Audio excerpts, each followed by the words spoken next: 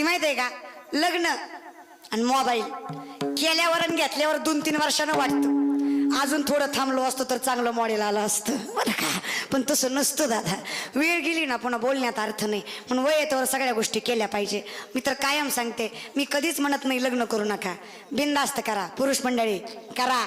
इकीत नाही भागलं मनावर घेऊ नका महाराज बरं का. घ्या चल मनावर. लोक वाईट गोष्टी लय लवकर मनावर घेतात. मी कीर्तनात एकदा असंच सांगितलं ना, मनावरच घेतलं. ती घरी गेला आणि बायको म्हणला मी ताईचं कीर्तन ऐकून आलोय.